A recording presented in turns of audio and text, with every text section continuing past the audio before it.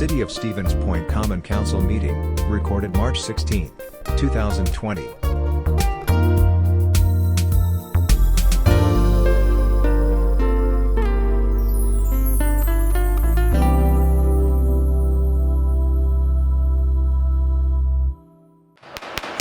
I have 7 o'clock. We will call the regular Common Council meeting to order.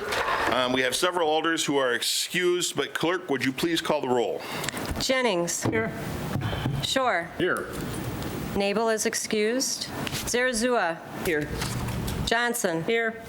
Slawinski is excused. Kneebone. Here. Dugan. Here. Dalton. Here. Fischler. Here. Morrow. Here. Okay, we have a quorum. Nine present. We do have a quorum. Before we stand for the salute to the flag, I just want to point out to those people who are listening at home and those who are watching at home and listening in color that we have a unique seating arrangement tonight because we're trying our best to follow the CDC minimum distance guidelines with everyone in attendance. So if you would now join me in standing for our salute to the flag. I pledge allegiance to the flag of the United States of America and to the republic for which it stands, one nation, under God, indivisible, with liberty and justice for all. Thank you all for those who could make it tonight. We appreciate it.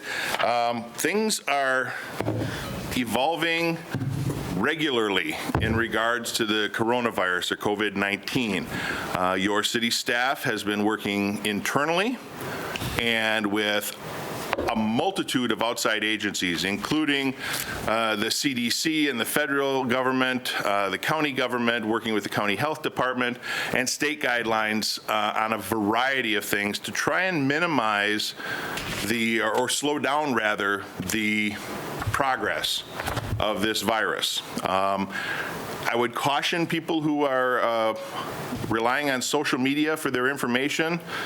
Be careful. There's a lot of information out there, and it's not all true. So exercise caution. If you don't need to do something, don't do it. Spend some time at home with your family. Cover your coughs. If you feel sick, stay home.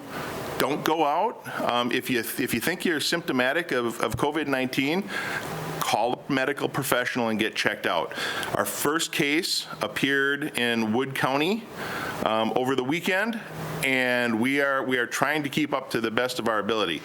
A reminder, all city offices, with the exception of the city clerk's office, are generally, our public service windows are closed. There will be no in-person interactions other than that of the city clerk's office. The clerk's office is very different because it is voting season. So we want to encourage people, if they can, to vote early or through absentee ballots, and we have the ability to mail you a ballot. I think the deadline for mail is April 3rd, is that correct? Yes.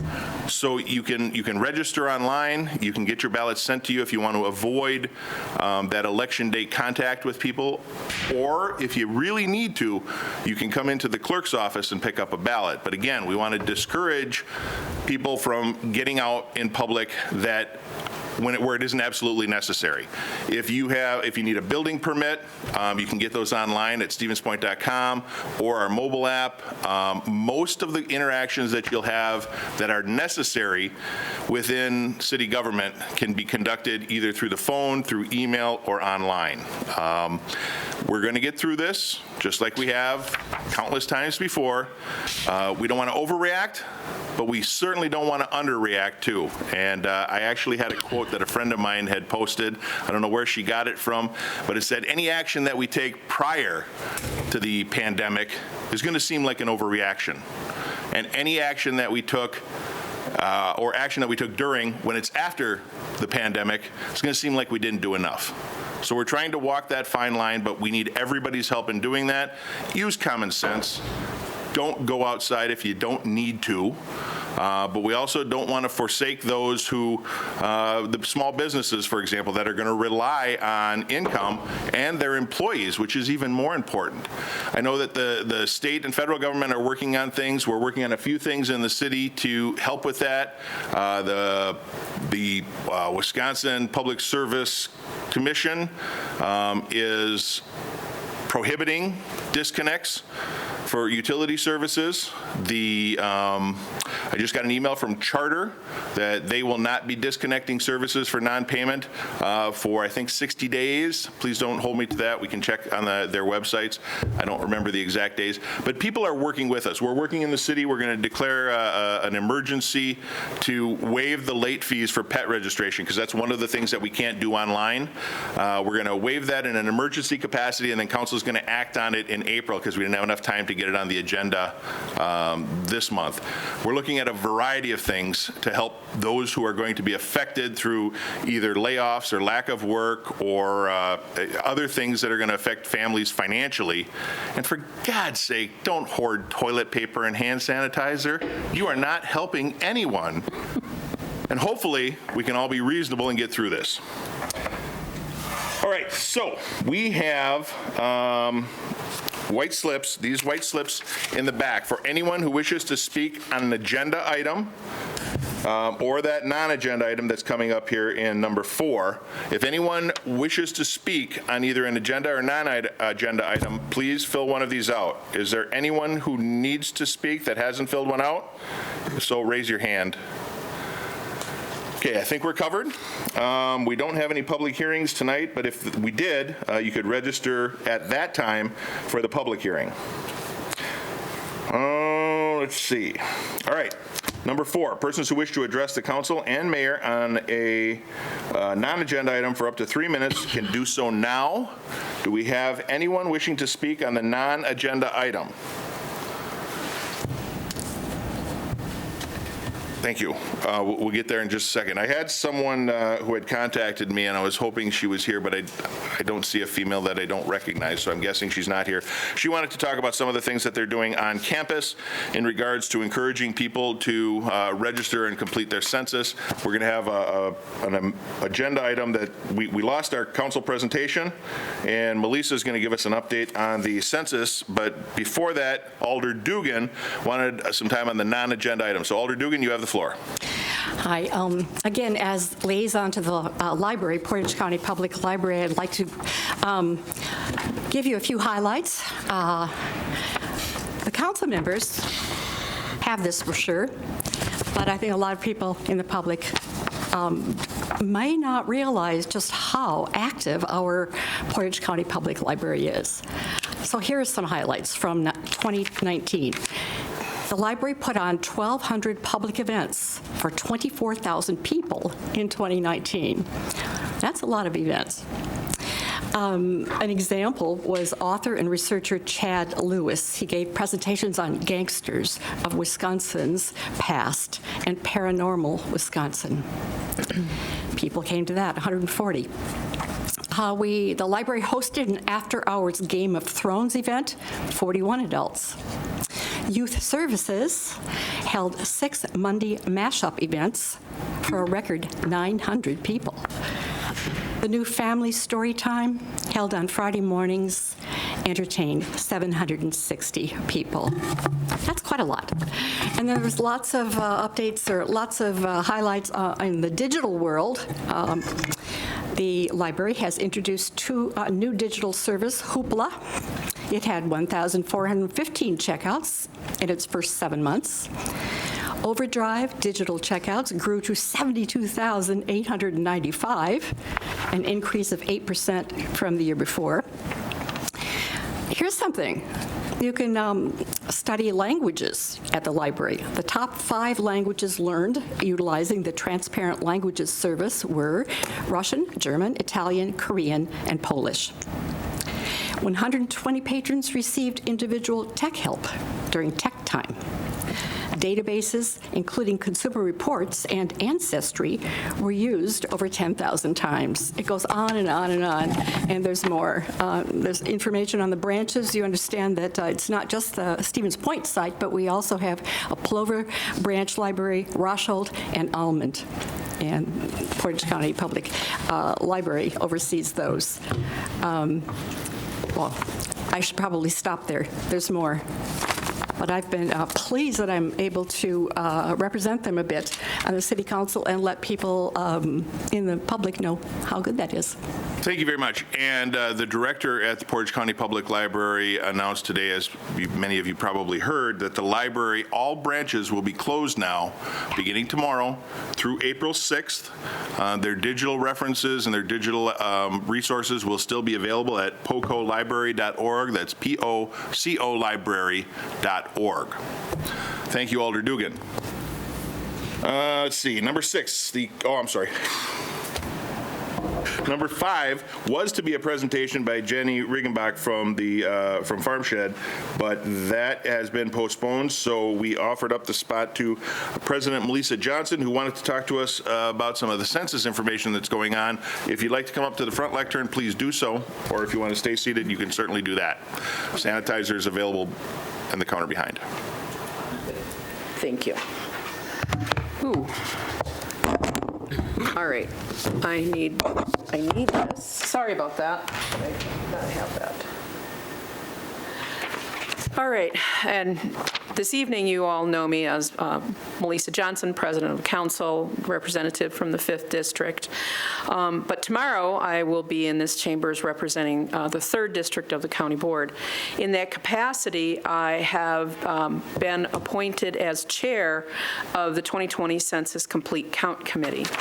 I have been working since November, actually, on this, and the whole goal of the Portage County 2020 Complete Count Committee is to get 100% count of all residing in Portage County. Now, you might ask, why is this important? Because, so what if we miss a few people? Actually, it's over $9 billion comes back to Wisconsin in the form of dollars that are related to census count. It's $9 billion, not million, billion dollars coming back to Wisconsin in the form of transportation aids for schools, free and reduced lunch, our senior programs, programs for the handicapped, Medicaid, Medicare. All of these things are related to the census. We need to have a complete count. Another reason it's so important for Portage County is we're at, 72,000 and change or somewhere around in there. If we fall below 20,000 or 70,000, Portage County then will fall into this category where we don't get to do the annual community survey. And the reason that's important, because the annual community survey it allows us to say, here's what's happening in real time. And when I started going out and doing these speaking engagements for the census, I said, imagine having to wait 10 years to report about something terrible and tragic that would happen in our community that would alter life. It happened. So we're experiencing that now. If we're not able to be a part of the annual community survey, we don't get to report back to the census the on-the-ground, boots on the ground, day-to-day what's going on in our community. And granted, it's a snapshot, but it helps the Census Bureau inform other departments of our federal government about the needs and wants, what we need at the local level. If we fall below 70,000, we now have to wait until 2030 to report those kinds of changes.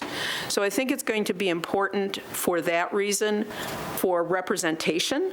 Obviously, our representation, not only our districting for the congressional seats is related to the census, but we'll be looking at redistricting the county and city as well. So let's make sure we get people counted. When this really came to a head was at our Thursday meeting. We've been meeting every 2 weeks since November, and I want to give a shout out to my committee members, and you're going to have to bear with me because I'm going to say their names because they're awesome.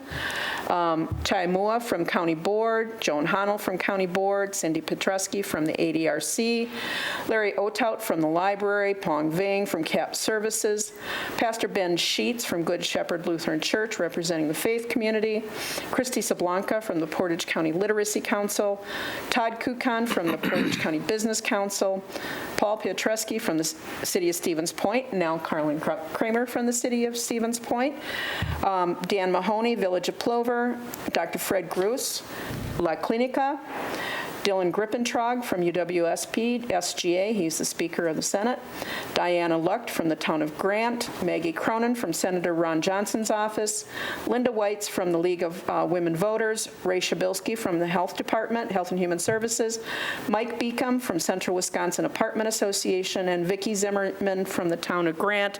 We have 2 census workers, Dawn Miller out of Green Bay and Greg Groman. He's been assigned through CAP to serve Central Wisconsin.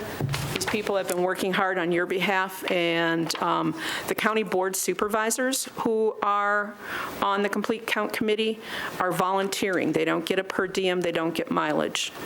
We had no budget, we have no staff. So those county board supervisors said they believed enough in this and they've been volunteering their time. So I wanted to mention that. If you see any of those folks, thank them for their service. This has been important work. So now we have COVID-19. It has interrupted our plans somewhat. We were going to have a large event at Central Waters and the last Sunday of the month. We were going to have a big event the last Saturday of the month at the Children's Museum. We were going to have a big event at the Town of Grant. We were going to have another big event out in the town of Old Plain, and all of those are now canceled. That's unfortunate because we had a lot of print literature that was donated by Spectra Print and by Dulce Printing. Remember, I didn't have any budget. Those people donated all kinds of all of the printed material that we wanted, so kudos to them. Those are now canceled, so what do? I need your help. I need your help getting the word out that this is really important. In fact, it's so important, our founding fathers decided to put it in the Constitution. That's how important it is. It's our constitutional duty. Now, I know there's a lot of skepticism about government and even some fear, understandably so. There's been mixed messages coming out of Washington about whether a status of citizenship will be asked. It will not be asked. In no uncertain terms, it will not be asked. Your status as a citizen will not be on the census. All information is confidential. Please tell your constituent, anyone who calls, who is worried about this, this information is aggregated and used, is not connected with names, it's not connected with your address. Absolutely confidential. We need to give some comfort to our marginalized communities that they will not be targeted because of the census. We need to have them counted so we can make sure all of them are represented. Some of you may have already seen your census letter in the mail. You can start now completing your census. I've got mine pinned to the bulletin board. Once I'm not so busy, I'll actually complete that. The questions that are going to be asked are your name, sex, age, date of birth, relationships, in the household, race, household owned or rented, and then who's ever in the house on April 1st. That is the census day. Now, let's say you have a brother who's living with you because you might be out of work, and you're taking care of your mother, and you also have a friend who is going on hard times and they're now couch surfing. They count for your address.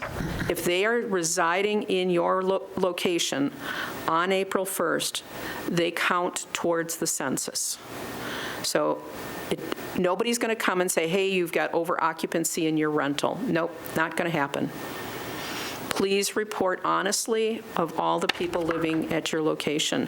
The number one undercounted group is children, which I know sounds surprising, but the reason is some children may spend time with mom during one part of the week and dad with the other part of the week, and now mom says, well, am I going to count them, or is dad? And they get confused and they don't count them. So make sure that children are counted, make sure our elderly are counted. We'll be able to go online and complete the census, which is new this year. They have a great big security system to make sure that's safe.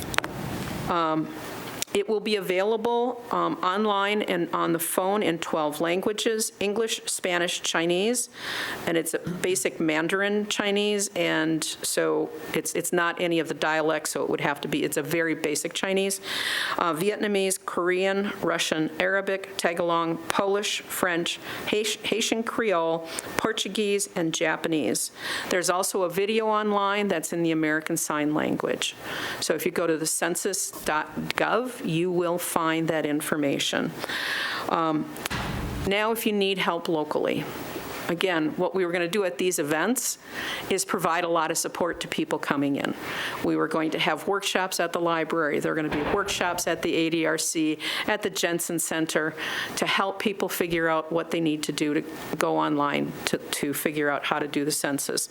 And then for folks who also have English as a second language, we're, of course, working with the Literacy Council and CAP Services. Unfortunately, we can't do that now. So what do? I would ask that if any of your constituents ask about the census, they can call the United Way's 211. They can call the ADRC at 715-346-1401. Cindy's staff is happy to help folks. Even though they won't be able to have person-to-person contact, they'll be able to walk them through that.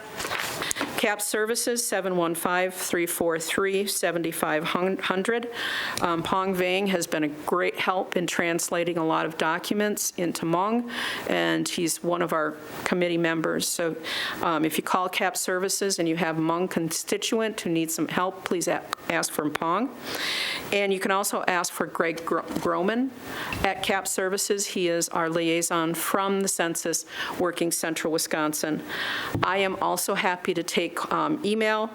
You can find me on the county's website under the county board. I'd be happy to respond to those and point people in the direction of the census information. You can also go online, census.gov, tons of information there.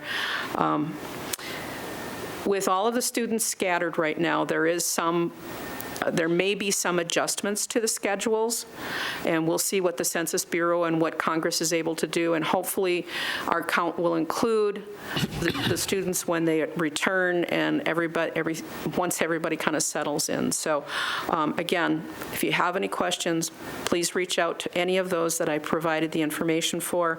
And again, I want to give a big thank you to my committee, to CAP Services and all the work that they've been doing. Freedom Inc., who provided $1,000 in donated service or donation to help support the printing, Spectra Print, and Dulce Digital. We could not have done this without them. So thank you. Thank you, President Johnson. And I actually had an error. I was emailed a comment for item number 4, the non-agenda item, so I'm going to take some time and read that now. This is from Stephanie Bishop, 2812 Water Street. In response to the Bicycle Transportation Network's improvement, I propose no bike lanes/shared lanes on major thoroughfares. Funds should be spent on removal of the ones already created. These lanes impair traffic, confuse drivers, especially those not familiar with the area, congest traffic, and make roads more dangerous for both drivers and bikers. Bikes do not belong on busy roadways. They belong on the sidewalk except to cross the street. They are pedestrians. The residents have already expressed their frustration with what was done on Stanley and Prentice. They don't help the flow of traffic whatsoever, only create an additional hazard and congest traffic. Bike lanes interfere with vehicles turning right at corners, and cyclists cannot be seen by drivers in their blind spot. I strongly oppose creation of any additional bike lanes on our streets. I propose fines for any bicyclist obstructing vehicle traffic on these thoroughfares at a minimum of $50. I propose a minimum fine of $100 for any recumbent bikes on the road. They cannot be seen by drivers in vehicles due to their low profile, again, creating an additional hazard. A minimum of $250 fine for anyone pulling a child behind a bike in a trailer or on the back of a bike as a passenger. This is extremely dangerous and should be forbidden on every public road. A $500 fine for bicyclists on the road and/or obstructing traffic on any public roadway in winter storm conditions. I have seen all of the above situations while driving in town. I have been behind a bicyclist who was in the middle of the road in a blizzard trying to pedal, falling over and holding up blocks of cars behind. I have seen parents, and parents is quote, on bikes with kids in tow almost hit at a corner because they're oblivious to everything behind them and drivers can't see them. I've waited impatiently for the dozing recumbent biker with headphones to realize there is a line of cars waiting for him to get off the road and out of the way. I, for one, don't want to see any more congestion or obstacles created on some of the already overtaxed, poorly maintained streets, nor monies wasted. Filling potholes and more snow removal in the winter would do far more good. Please submit my feedback to the meeting. I will submit that to the clerk for the record, and I also want to point out for the record that most of the things that were outlined in there are currently legal. Bicyclists have the right to be on the road as much as anybody, and I just need to make sure that they're clear on that, because riding in winter, pulling those trailers with the kids behind them, that is all completely legal and should be respected. They have the same rights on the road as vehicle drivers. All right. With that being said, we will move on to our action items, and the first one is the consent agenda. Do any alders wish to pull anything from the consent agenda? If not, I would entertain a motion. President Johnson. Motion to approve the consent agenda as presented. Thank you. Seconded by Alderperson Morrow. Discussion? Hearing none. Clerk, would you please call the roll? Jennings. Aye. Shore. Aye. Zerzua. Aye. Johnson. Aye. Kneebone. Aye. Dugan. Aye. Dalton. Aye. Fischler. Aye. Morrow. Aye. That's 9, right? That is 9. 9 approved, 2 excused. That is approved. Item number 7 is a resolution opposing the deportation of Hmong and Lao residents. And as a special treat tonight, I would like to invite Jiashia Vang to the front lectern to read the resolution as presented on behalf of the Hmong community.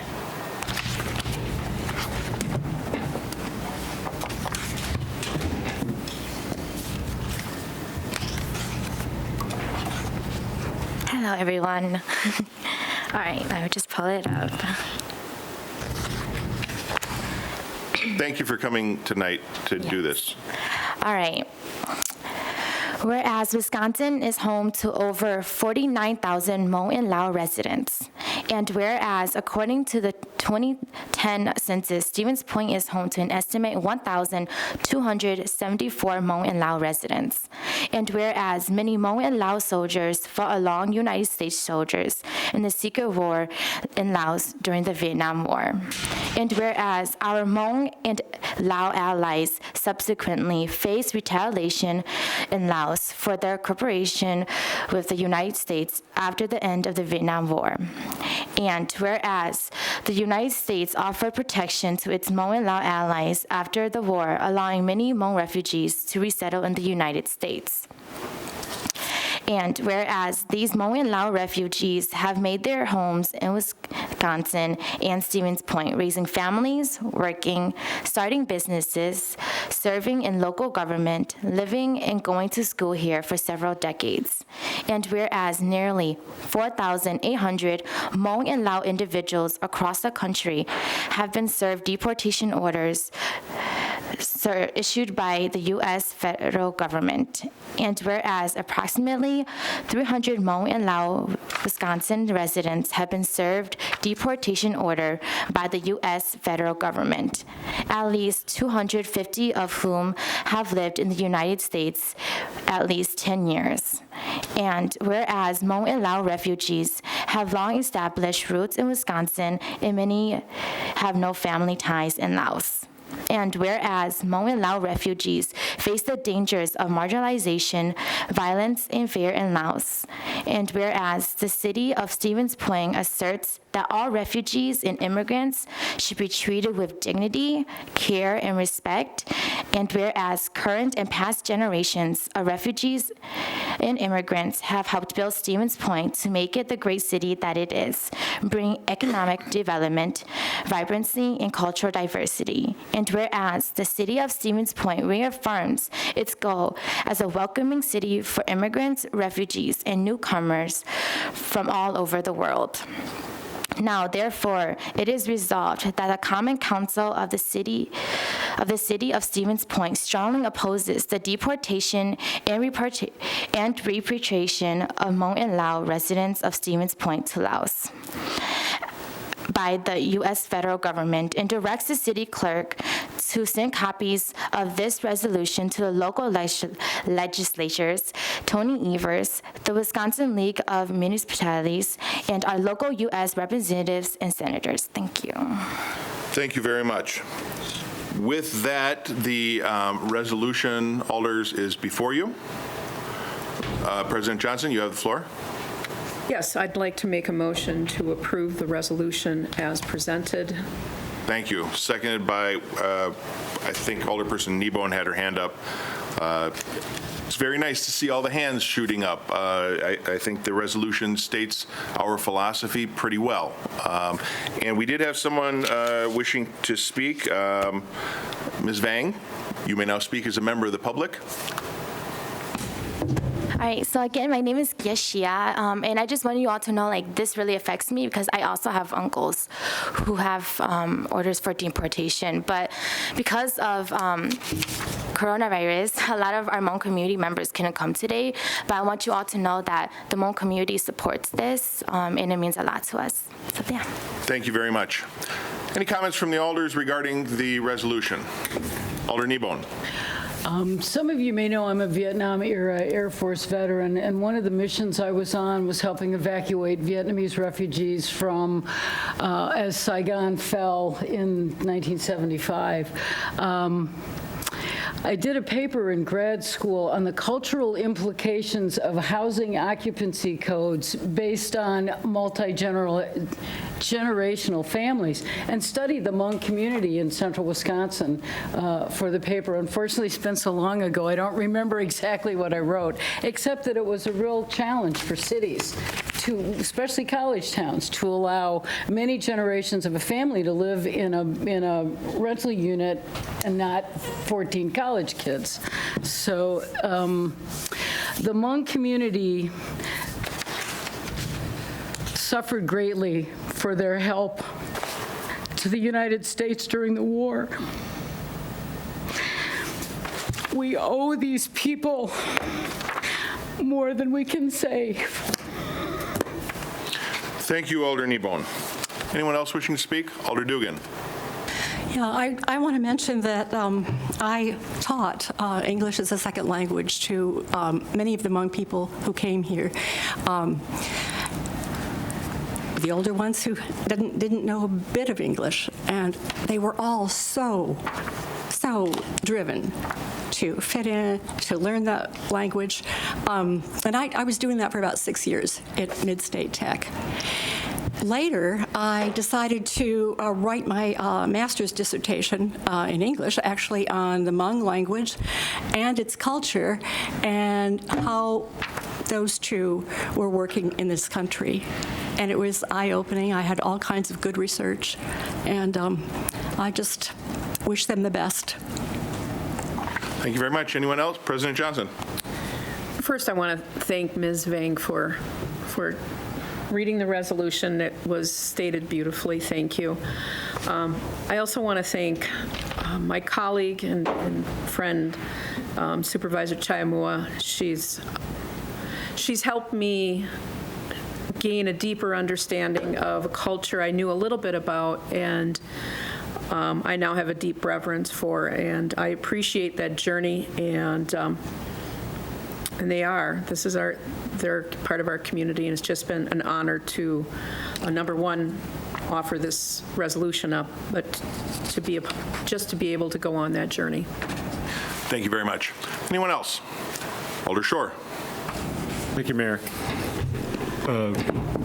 Just to echo some of the themes that have already been struck, I have a distinct memory, again related to the role in the local community. I remember from when my daughter was at SPASH, an absolutely beautiful traditional dance being performed at the school, and seeing the emotional response to the next generation, keeping those traditions alive. I'm also someone whose path has, in a way, intersected with these issues. One of the groups that I worked for in my career, Refugees International, had its roots with the refugee crisis in Southeast Asia. So I guess many of us, are having some of these things in common in different ways. Thank you very much. Anyone else? Okay. If you are in favor of the motion, you will vote yes. If you are opposed, vote no, and the clerk will please call the roll. Morrow. Aye. Fischler. Aye. Dalton. Aye. Dugan. Aye. Kneebone. Aye. Johnson. Aye. Shore. Aye. Zarazua. Aye. Jennings. Aye. And that is Thank you all very much for the unanimous approval. We will get this off to the parties outlined as soon as we possibly can this week. Next on the agenda is item number 8, and that is awarding the Piffner Park Irrigation Project bid to Schulfers in the amount not to exceed $67,900. President Johnson? Motion to award, sorry about that, irrigation project to Schulfers in the amount of $67,900. Thank you. Second by Alderperson Morrow. Discussion. Hearing none, clerk, please call the roll. Jennings. Aye. Shore. Aye. Zarazua. Aye. Johnson. Aye. Kneebone. Aye. Dugan. Aye. Thought I missed something. Dalton. Aye. Fischler. Aye. Morrow. Aye. And that carries unanimously. That carries unanimously as well. Item number 9 on page 95 of your packets is to award the Donald Cops Municipal Pool Filter Replacement Project bid to Badger Swim Pools Incorporated in an amount not to exceed $147,465. Alder Shore?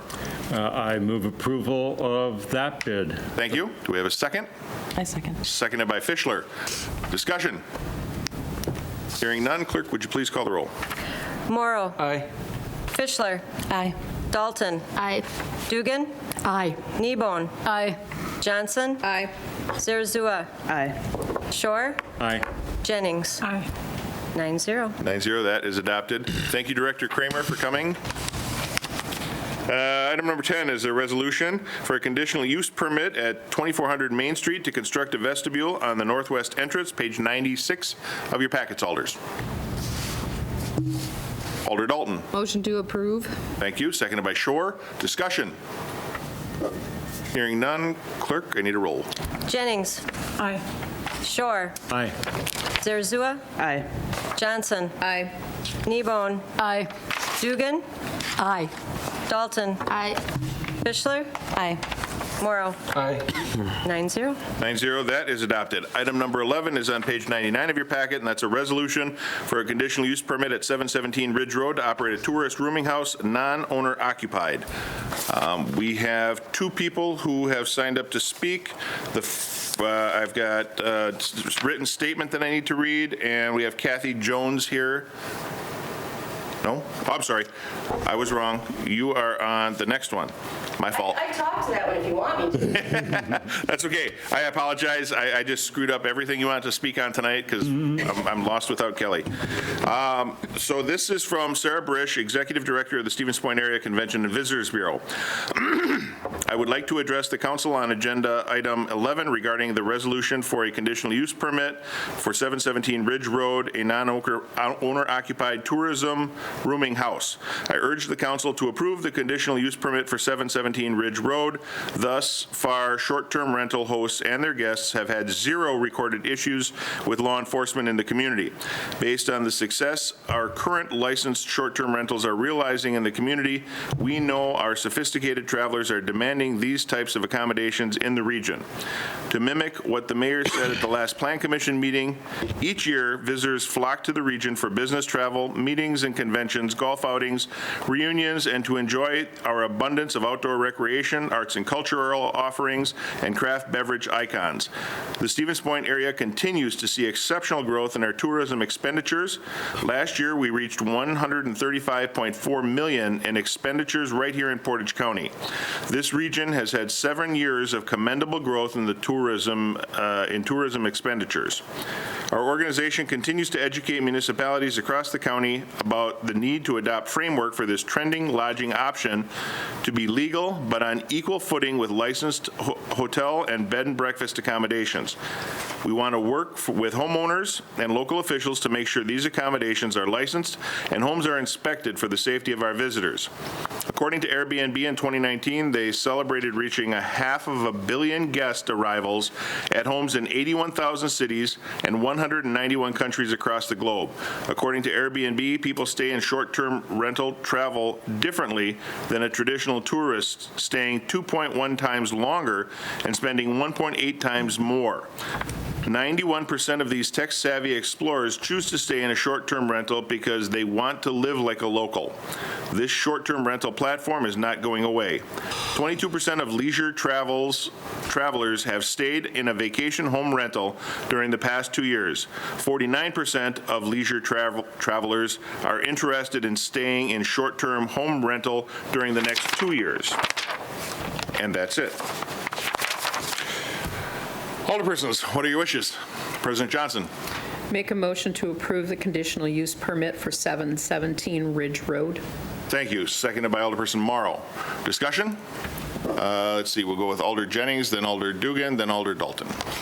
Yes, I've expressed in committee my concerns about unintended consequences regarding the Airbnbs, and in general, I have supported them, but the requests that are coming forward suggest to me that we perhaps need to refine this piece of legislation, and I realize that it probably cannot apply to this one, but for next month, if it's possible, I would like council members and staff to revisit the language of the legislation. For example, my major concern is the non-owner occupied Airbnb rentals, and I know that Madison, for example, I don't know their specific language. Let me stop you there because we're getting off of the conditional use request. Your concern about next month is noted. We will make that happen. Please contact Director Karnowski's office tomorrow or at your leisure, and we'll get those thoughts on the agenda. Thank you. Alder Dugan? Yeah, I actually have the same concerns that Alder Jennings does, and I'm pleased that we're thinking about putting it on the April agenda. We will have something on the April agenda to address those concerns. Good. Well, I have a short note from a constituent. I'm the representative for this neighborhood. Please read. I'll read. She wants to know, has Lucas Buick, the owner, applied for a license and had an inspection yet? Well, the answer is no. If no, when will he be fined for noncompliance? Well, I don't think that's in the plan, to fine for noncompliance. Once the property is inspected and licensed for a certain number of people, what governmental department would be responsible for making sure he is not exceeding that number and in compliance with all state requirements? That's something we could go into in depth, I think, and we've done a little bit of that. Alder, I would suggest that, and ask that you just read the constituent statement, and we can address some of those things Yeah. afterwards. She has included a photograph of the guests that were at 1717 Ridge this past weekend, and I went by a couple of times, too. 17? Yeah, and there were a number of cars and parked partially on the grass.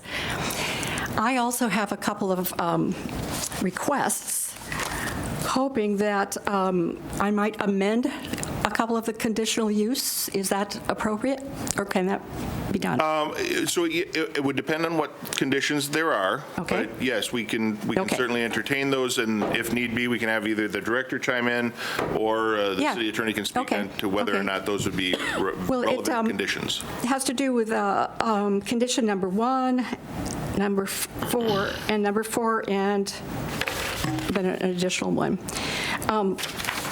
Number 1, the establishment shall have a current license as required by the Wisconsin Department of Health Services, Wisconsin Administrative Code, Chapter 195. And I would like to add to that, and the license shall be displayed in a conspicuous location in the house. That's something that other cities do, mainly, I think, for the assurance of the guests that come in, knowing that this has been inspected and licensed. Number 4, I'd like to add something to that. The property shall be subject to an annual inspection by the inspection and/or fire departments. And I would like to add, and this is something I got from Madison's authority, the property may be subject to random inspections throughout the year. And I think that might, for this particular request, I think that might be appropriate. And then finally, number 8, I would like to add, Madison does this, the city will establish a fee of $500 to $1,000 for I'm sorry, which one? violations. You're adding number 8? Yep. Okay. $500 to $1,000 for violations of the standards of review or conditions of approval.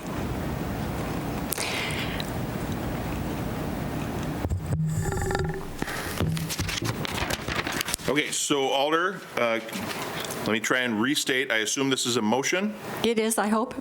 Your motion states that adding to number 1 will be that the license shall be displayed in a conspicuous location. Yes. Condition 4 states that you're adding that the property may be subject to random inspections throughout the year. Yes. And adding condition number 8, which would impose of a fee of $500 to $1,000 for violations. Is that correct? Yes. Okay, do we have a second for that motion? We do not have a second, therefore the motion fails. Darn it. I don't think we need the city attorney to chime in on that since the motion failed.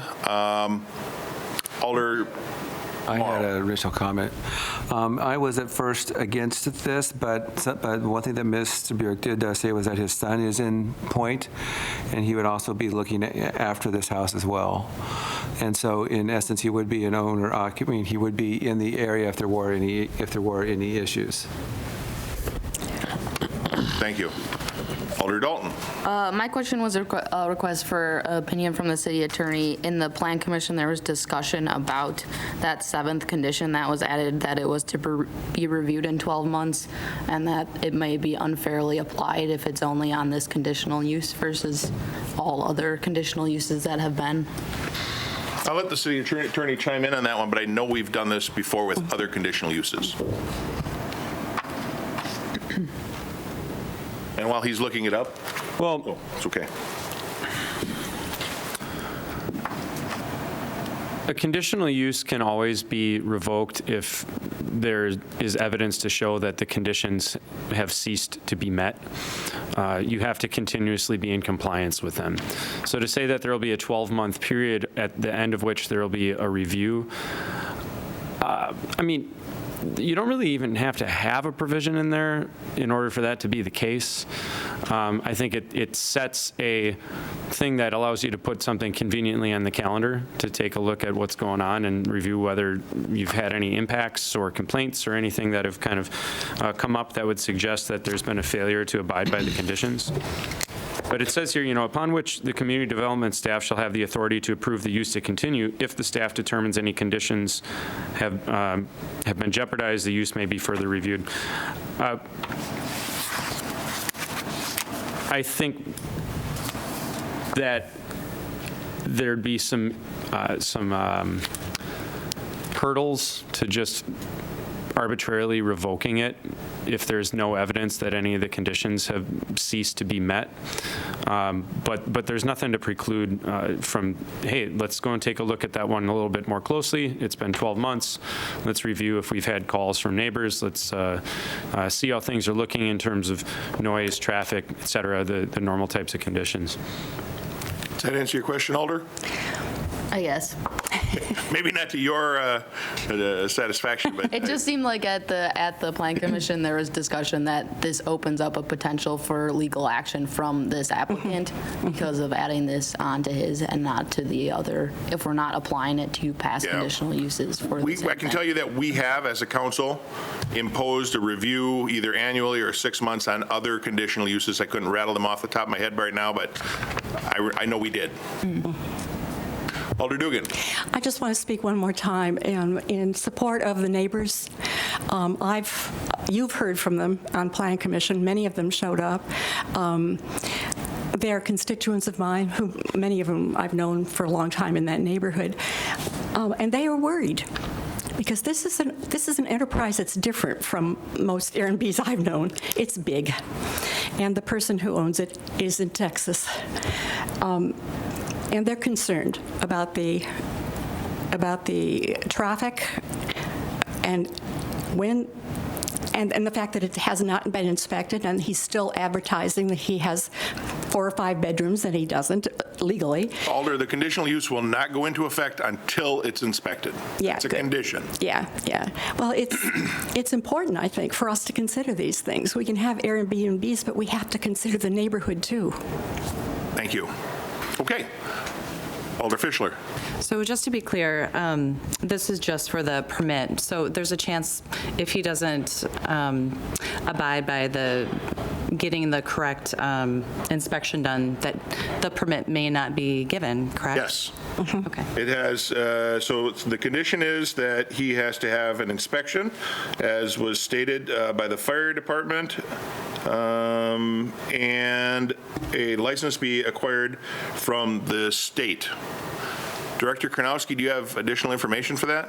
I do. The county did issue their lodging license to this individual, I believe the day or two after the Plan Commission meeting. The building inspector, I believe, has not gone through the property yet. I think we were waiting on the permit to be approved prior to the building inspector going out. And I know there was concern about the basement bedroom not having ingress egress. That's obviously going to be noted that they cannot occupy that room for as a bedroom. And so those things will be addressed in the next week when the building inspector goes out to take a look at the property.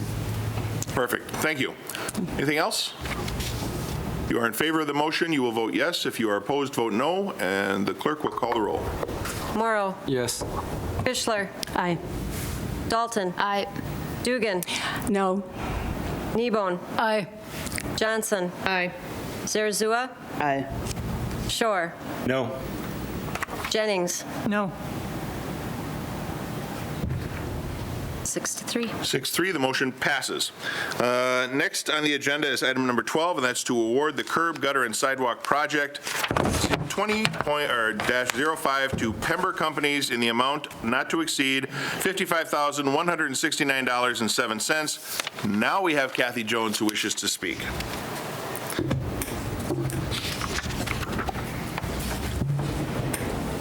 Hello, thank you. I'm a little late to the sidewalk party, so I do apologize. I understand there's a plan regarding sidewalks around the city and having this sort of connected way to do things, but plans change, as evidenced by actions of this board in October. So what I'm here in short to request is that no action be taken on the bid for number 2005. When I went to Thursday night's community meeting and asked some questions about like data, right? How many pedestrians are there walking on these sidewalks? And I think I provided some numbers of people that I counted, right? There are, between 5 and 30 between 5 o'clock and 8 o'clock at night on the Washington School side. So I guess I'm wondering, I get that it's a nice concept. I just don't see a need, given all the resources that are dedicated to it, the infrastructure, the time, the staff, and not to mention the maintenance required by the residents for what even Scott sort of referred to as, if you build it, they will come. I'm not sure that that's a good reason to put that length of sidewalk across the street from a perfectly good sidewalk, and the sidewalk that you're putting on the east side of Wilshire goes nowhere. It goes from Price Street to Jordan Lane, and for 27 years, there have been sidewalks on Price Street leading up from Sunset to Wilshire. And more than 27 years ago, there were neighborhood meetings and discussions about sidewalks. I guess I'm not opposed to sidewalks. I just don't see the need for this particular area until the city decides to put sidewalks up Robert, Simonis, Lorraine, and Jordan, which are the streets that lead to Washington School. And there were no yellow dots on the map that say that's coming up in the near future. Well, if the Price Street sidewalks have been there for 27 more years, I'm just wondering what the real benefit of the sidewalk on the east side of Wilshire is, if we already have a sidewalk on the other side that pedestrians are using. And I don't know the correct term, and there's a finite number of people, so it's not, I can't imagine building this sidewalk is going to bring out more pedestrians. So again, I know that there's this plan for the city, but I want to know where the data is that warrants the idea that we have good resources, but we're going to build more. And I don't really know the reason. Thank you. Thank you. So the bid is before you. Alderpersons, what are your wishes? Oh, I'm sorry. Director Badoun? I didn't want to interrupt in the middle of someone that was speaking, but just to make sure we're clear, because I think we've got our wires crossed here, is that this is for the sidewalk repair. So this particular bid award would be for the repair of existing sidewalks that we do annually. We have a program we go through the city over a course of 5 years. These are to repair those broken sidewalks and not for the sidewalk continuation program. That's actually a very good point, because can you go over how the sidewalks are marked for repair? I know we get questions every time this goes out, and we do a certain period of the city each year with the Rs. Can you talk about the process? Sure. Yes, the city, those areas with sidewalks, they're broken up into 5 basic zones for districts, for lack of a better term. Each one of those is then, so over a 5-year period of time, we go through the entire city to review the sidewalks. The sidewalks are then, visually inspected, basically for anything that would be related to ADA compliance, that would otherwise make them difficult to travel to there. So we're looking for, cracks and heaving and, any sort of condition that would make them level, or if they're starting to, break apart at the surface and the aggregate is exposed, making it otherwise difficult for people to utilize them, or if they might be otherwise sunken, and they're collecting ice and snow and those various things there. So we do 1/5 of the city every year, and then Marked those... with an R? We're marked with an R on there, and then we summarize all that data, and then we issue... Marked in fall? Yes, they're marked, otherwise we're trying to move it up a little bit earlier into the year to give people more time to take care of it themselves, but typically, I think this last year we were done early part of August to do that. So then what we do is we issue the orders so that the residents have the option to repair it themselves if they wish to, or then if they don't repair it, come into the later part of the year, the early part of spring, then we will then issue the order and have the contractor come and do that, and then we will send them the repair bill. And that is about how much per square? Gosh, I honestly didn't calculate it out this, so I apologize. I don't know what it is. It's just under $150 per square, I believe. It sounds about right, yes. And those would then get put on the tax bill if we need to, is that correct, Comptroller? Yes. Yep. And they can opt to pay them with their property taxes. Yes, that's correct. So typically, if you want to pay them with your property taxes, we can finance it over 3 years. Thank you very much. Thank you, Director. Alder Jennings and Alder Dugan. I just move to approve the award of curb and gutter and sidewalk project number 20-05. Thank you. Is that a second, Alder Dugan? Yes, it is. And then you have the floor. I wanted to mention the last time I heard the price for a stone, as they say, it was $125. That's not too bad. Okay. Any other comments regarding the sidewalk repair bid? Alder Jennings. If the director could also, it'd be helpful to the public to know that they need to repair, if they're going to do it themselves, they must repair it to the same standard that the city would do it and not just stick some kind of patch material. Right. On the That is surface. absolutely correct. 4 inches for a regular sidewalk, 6 inches on an apron. Is that correct? That is Director? correct, yes. Is there any type of specific concrete mixture that they would need to use? Gosh, it's been a little while since I've looked at the actual standards. I believe we do have some standards, but I forget specifically what they are. They're not like specific to exactly one type, but yeah, there's different mixes, but typically the concrete mix that you're going to find at most hardware stores is going to qualify. And then a 6-inch depth if it's on a driveway or a vehicle approach, 4 inches on anywhere else. Anything else? If you are in favor of the motion, vote yes. If you're opposed, vote no, and the clerk will call the roll. Jennings. Aye. Shore. Aye. Zerzua. Aye. Johnson. Aye. Kneebone. Aye. Dugan. Aye. Dalton. Aye. Fischler. Aye. Morrow. Aye. 9-0, that is adopted. And item number 13 on page 102 of your packets is to award the bituminous patching project 20-08 to American Asphalt in an amount not to exceed $181.94. With spring rolling around, we're going to see a lot of potholes too. Alders, what are your wishes? Alder Morrow. I move to award the how do you pronounce that? The bituminous patching project 2008 to American Asphalt in the amount not to exceed $95,181.94. Thank you. Second by Alderperson Kneebone. Discussion there. Hearing none, clerk, would you please call the roll? Morrow. Aye. Fischler. Aye. Dalton. Aye. Dugan. Aye. Kneebone. Aye. Johnson. Aye. Zerzua. Aye. Shore. Aye. Jennings. Aye. 9-0. 9-0, that's adopted. Item number 14 is an ordinance amendment regarding Chapter 9, Traffic and Vehicle, subsection 05, Parking, and subsection 12, Bicycles and Motor Bicycles. Alder Jennings. Move to approve. Thank you. Do I have a second? Seconded by Dalton. Discussion? Hearing none, clerk, please call that roll. Jennings. Aye. Shore. Aye. Zerzua. Aye. Johnson. Aye. Kneebone. Aye. Dugan. Aye. Dalton. Aye. Fischler. Aye. Morrow. Aye. 9-0. 9-0, that's adopted. Item number 15 is on page 107. That's an authorization for expenses related to the creation of a new tax incremental financing district. Corey, did you want to talk about this at all?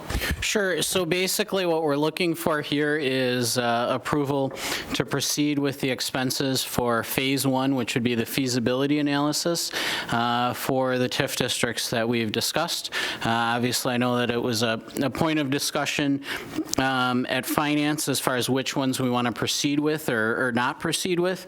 I guess for any district that we for sure want to go ahead with, we do need to complete that Phase 1 anyway. So if we're for sure a yes, it would make sense to proceed. For anything that we're a for sure no on, we for sure don't want to do it. I would say then it probably doesn't make sense to go forward with the initial feasibility analysis if we're sure we don't want to do something. And then if we're not sure, if we're still kind of trying to figure out whether a TIF district makes sense in a specific area or not, then I would recommend going forward with that feasibility analysis, hopefully getting some more information out of that to be able to make a good final decision on that. I would note that basically the situation that we're facing, and I know we've discussed this at Finance, is that we either do it now or basically we don't do it for about 15 years. And then I would also note that we already were on a tight timeline, and now, of course, with not knowing what's going to happen with the ability to have certain meetings and so forth, I think we are at a point where either we do that first phase or we don't. If we don't do a first phase on any of these districts, then I'd say we are sort of abandoning the opportunity to do that. So we're seeking your authorization for those initial expenses. We'll go President Johnson.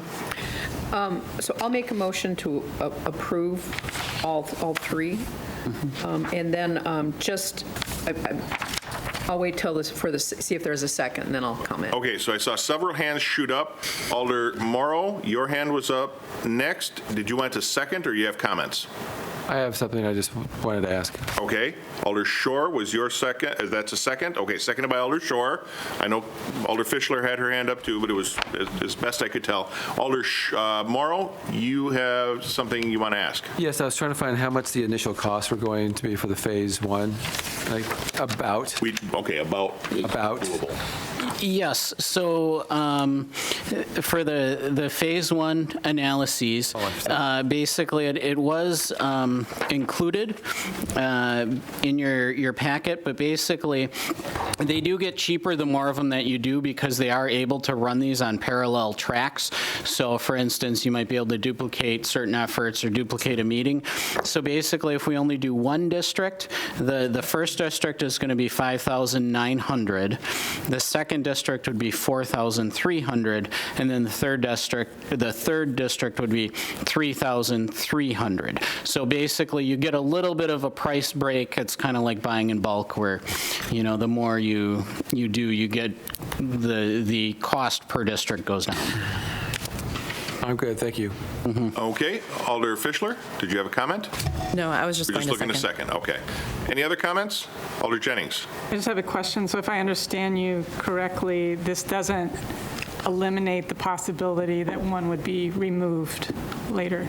That's correct. So basically, we would do, if you wish to proceed, we do the Phase 1. If based on that feasibility analysis, the council decides that it doesn't make sense to proceed, we're not obligated to proceed. We're not entering into an agreement to say, okay, we're going to do all three phases. Yeah. Okay. Any other comments? Alder Kneebone. Yeah, I want to put in a pitch for the old Cops Walmart site out on Highway 10. There hasn't been a lot of interest out there in the last 13 or 14 years, and I don't suspect there's going to be much in the next 3 or 4 years, but I think we don't include that at our peril. I think that becomes one of the last big chunks of potential development somewhere down the line. If we've got it designated as a TIF, we have some opportunity to decide what kind of development we want there. There's already infrastructure there. The cost to bring that stuff in doesn't exist for the city. So it's a good candidate. And at some point, when we fulfilled our obligations in the downtown core, at some point, that's going to be a pretty nice piece of property. And I think if we don't include it, we lose an ability to make it be what we'd like to see out there on the fringe. Thank you very much. Okay, as a reminder, the motion is to authorize the initial Phase 1 costs involved in all three potential districts. That does not commit the council to go forward any further with any of those. If you're in favor of the motion, vote yes. If you're opposed, no. And the clerk will call the roll. Morrow. Aye. Fischler. Aye. Dalton. No. Dugan. Aye. Kneebone. Aye. Johnson. Aye. Zerzua. Aye. Shore. Aye. Jennings. Aye. 8-1, that is adopted. Item number 16 is on page 115, and that is the First Amendment to the development agreement between the City of Stevens Point and Merge Urban Development Group. Director Karnowski, anything to add? Yes, I think that there's just a few items to add. This has changed since our last finance meeting. So working with the developer, we're right about there where we're feeling comfortable with an amendment, and that's why it's before you tonight. We're also dealing with a little bit of time that the developer's prep ready to go. We just need to work through the legalities of this. So you'll notice there's three main amendments to the existing development agreement. I did not include the, I believe, 60 or 70-page development agreement as part of it, but the first one under Article 4, Section 4.1(3), the developer requested that the occupancy permits for Phase 1, instead of being required to be obtained by September 31st of 2021, that they are pushed back to December 31st of 2021, and then for Phase 2 of the project, that they would push that back from December 31st of 2022 to December 31st of 2023. The first date change from that September to that December date would be consistent with delaying further the groundbreaking of that specific project. We're already about a month and a half behind, and so they're worried that they won't be able to fulfill those obligations by September 31st of 2021. The Phase 2, the year delay was for any additional environmental contamination remediation that the developer might encounter as part of this project. So that was the first amendment. Staff has no objections to those changes. The next one, which would be under Article 4, Section 4.1(6), was done at the request of the city staff, where the TIF revenue, the TIF value that the developer would agree to create would be bumped up from $11,425,000 to $13,184,450. This was based on the additional $462,000 upfront incentive that the city would be offering to help offset the cost to remediate the environmental contamination found by the developer. They would also be required to pay an additional minimum tax payment from the $251,650 to $290,404. So that's just, as part of this, it's kind of on the financial side, so it gets a little bit convoluted, but we're really trying to protect the city in this situation, and the developers agreed to increase the value of their project, which is only beneficial to the city at this time. The final amendment, one that I would ask that the council tonight allow staff a little bit of flexibility on. We're going back and forth on who is going to manage those funds, the $462,000. Will the city be the one managing kind of the day-to-day operations and the invoicing and the payments thereof, or do we simply say, for the sake of consistency with the developer, that we turn over those funds to the developer and that they provide some type of evidence? So had a conference call with the developer recently. They've asked that, we had talked in closed session, well, maybe the city council or the city would be the ones who'd be in charge of those funds and disposition of those funds. Developers asking that we not do that they are the ones who are able to manage those funds appropriately. So I get that there's a lot of moving parts here. Again, the big one here is this last amendment that you allow staff a little bit of flexibility with continued negotiations with the developer on this piece. It's critical that we get some type of direction tonight so that we can execute the amendment to keep the project moving forward. Again, we're about a month and a half behind the original timeline, which doesn't bode well for the developer or the city, further delaying these types of things. So I know there was some questions, about whether or not this is something that we should be doing. I would remind the council that even if Merge were to say, this isn't really something that we're interested in doing anymore, we still have an obligation as a city to remediate the environmental contamination on the property. The original cost for this was expected to be around $1.5 million. Staff, through working with some of our local contacts, got the price tag down to just shy of $1 million, and I would argue day and night that the $462,000 that we're upfronting additionally is one heck of a bargain to clean up the environmental contamination on the property. So I guess additionally, the additional upfront incentive isn't really impacting the city because they are responsible for the additional bonding that we take out for this project and their PAYGO. They're actually going to lose some money on their PAYGO incentive, and they're aware of that at this time. So I would be happy to answer any questions. I know it's a lot of information, but that's what I've got. Director or Comptroller, with the handling of those funds, if the developer handles those funds, they're still going to be required to provide some sort of evidentiary receipts or something along those lines to prove where that money went. Is that correct? That's correct. Okay. And Alder Jennings, you had a question? Yeah, I just want to thank the director and other staff who I assume have been working on this and moving this forward at this very delicate juncture. So I'd like to make a motion to approve the First Amendment of the development agreement with staff recommendations, please. Thank you. Do we have a second by Alder Dugan? Discussion. President Johnson? Because Marathon County Solid Waste Department is one option for disposal of the contaminated soils, I will be abstaining from voting. Thank you. So we have one abstention.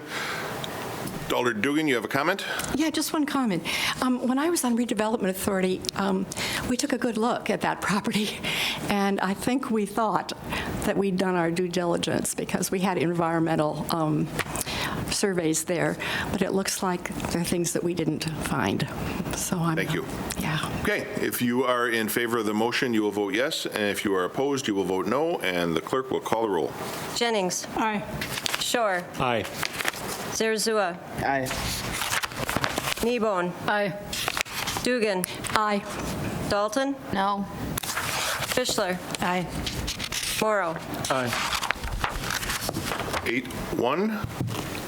That is adopted. Item number 17 is on page 123, and that is an amendment to the bonus day policy, our administrative policy 3.02. 7-1, right? 711 was the vote. One abstained. I'm sorry, did I get that wrong? Oh, that's right. I'm sorry, the abstention. My fault. 711 was the previous vote. Yes.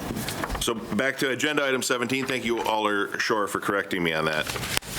The amendment to the bonus day policy and administrative policy, this is coming as timely with the effects of the coronavirus. We're working on some policies in place, or policies that will be also having hopefully by the end of this week. But this one came as a request to amend the bonus day policy. Comptroller, do you have anything to add?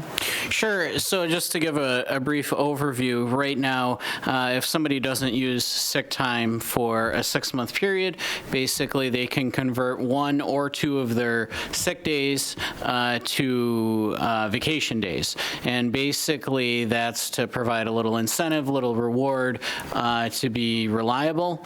However, in a time like this, we're starting to think about that a little bit differently as far as, no, actually, we would like you to call in sick. So basically this policy change is just trying to keep with what we're trying to incentivize people to do. We're not taking anything away from the employees employees, they still will, if they choose to, will still be able to convert sick time to vacation time, but we're just making a couple of tweaks to that policy to, during a time of public health concern, allowing the mayor to declare a period of time exempt for the purposes of this policy. So basically saying, if you take a sick day during this period of time, we're not going to hold it against you on being able to convert sick time to vacation time. Thank you. Alder Shore. Thank you, Mayor.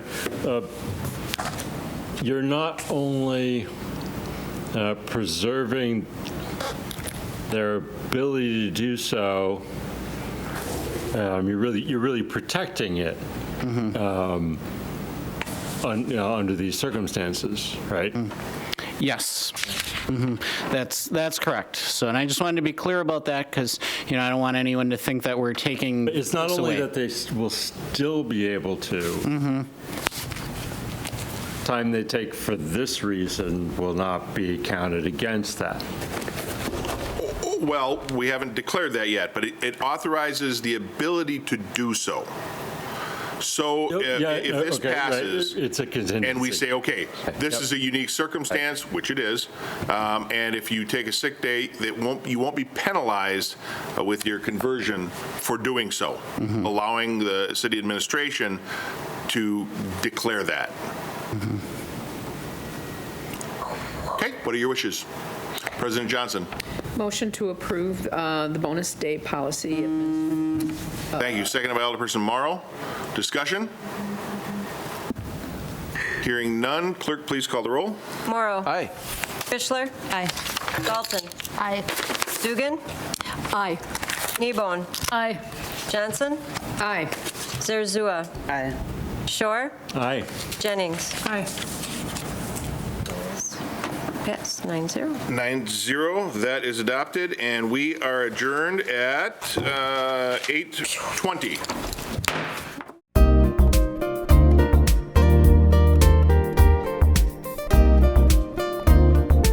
A video of this meeting is available for viewing on the city's website, stevenspoint.com/videos.